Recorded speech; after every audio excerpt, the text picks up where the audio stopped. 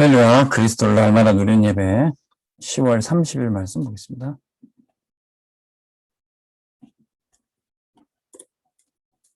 제목은 6월절을 체험하라. 신명기 16장 1절에서 8절까지 말씀입니다. 우리 인생을 살면서 우리 주변 사람들이 또는 너무 놀랍게 갑작스러운 죽음을 맞이하는 경우가 있습니다.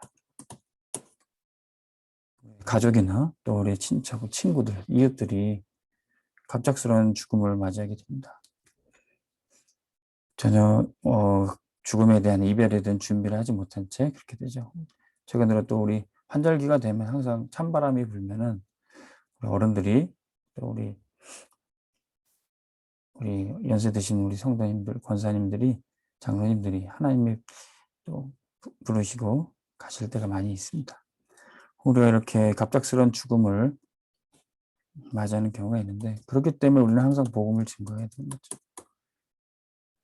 하나님 나를 불러 가실 때가 언제일지 모르니까 항상 내 주변에 복음을 증거해야 되고, 우리 가족들이, 친구들이 언제 하나님 불러가실지 모르니까 항상 복음부터 전하고 예수님부터 영접할 수 있도록, 다른 어떤 일들보다도 이게 중요한 거죠. 내 가족과 친구들이. 그래서 구원부터 받고 다른 것을 해야 됩니다. 저도 우리 교회 사역하면서 좀 안타까웠던 일 중에 하나가, 우리 한 집사님의 아들이 기도 제목을 내셨는데, 아들이 이제 다민족 이제 다문화 가정으로서 외국인 여성과 결혼했는데 가정이 좀 불화가 있었고 어려웠었어요.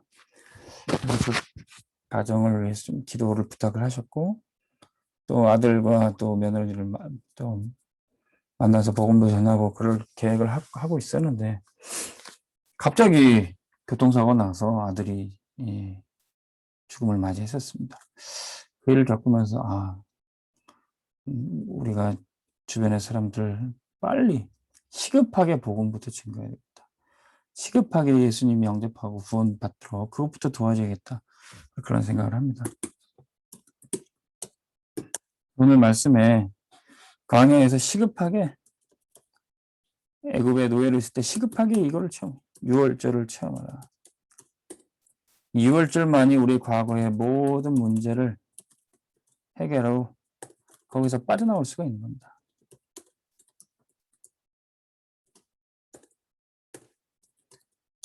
그 문제 속에서 하루바삐 빠져나와야 돼요.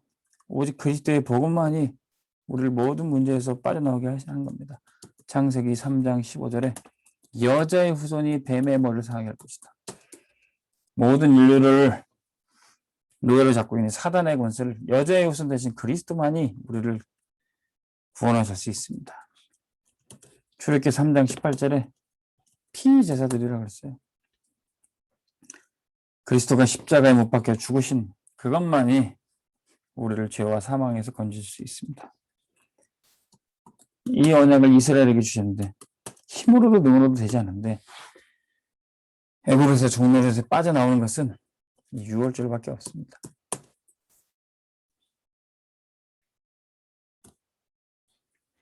그리고 출애굽해서 빠져나온 이제 이 백성들에게 지금도 이 광야에서 6월절을 체험하라는 겁니다.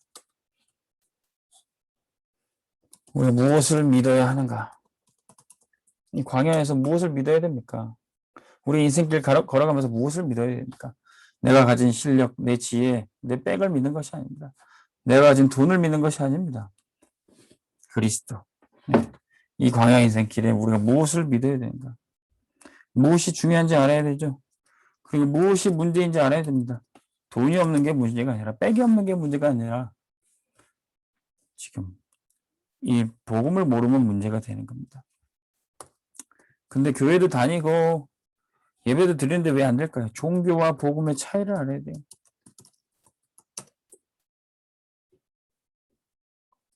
그리스도 붙잡을 때 사단의 권세가 꺾여지게 됩니다.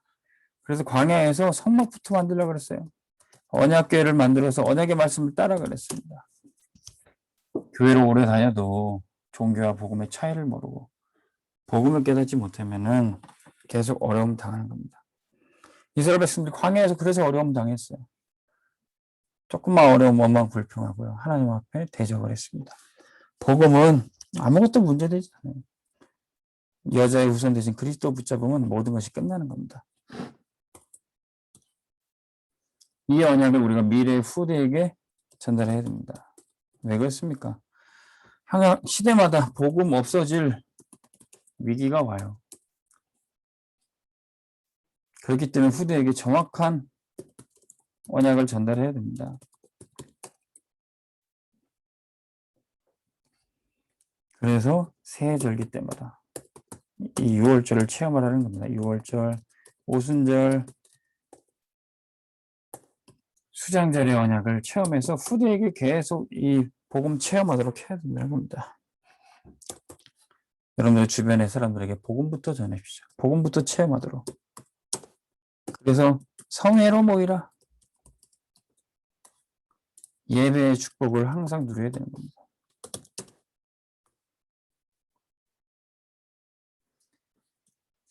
인류 역사상 가장 많이 예배드리고 가장 많이 헌금했던 유대인들을 하나님 어떻게 축복하셨습니까? 유대인의 지혜와 그의 경제.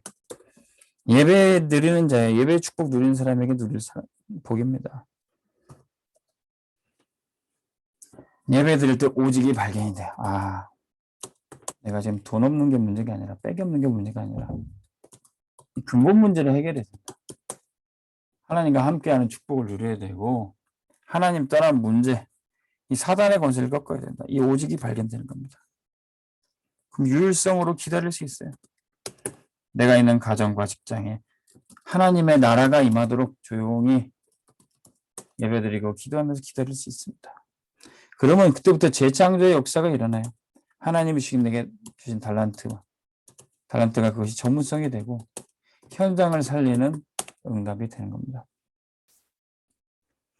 자, 시급하게 우리가 복음 전하고 6월절을 체험하고 체험시킬 곳이 어디입니까? 누구입니까? 복음부터 전하고 구원부터 받도록 내 가족과 내 이웃을 살려야 되겠습니다. 하나님 아버지 감사합니다. 시급하게 복음을 증거하고 예수 믿고 구원받도록 우리 주변의 가족과 이웃들을 살려 주옵소서. 인생의 시간표 우리가 알 수 없사오니 우리는 때를 얻든지 못 얻든지 복음을 전파하게 하여 주옵소서. 예수 그리스도 이름으로 기도합나이다. 아멘. 승리하시기 바랍니다.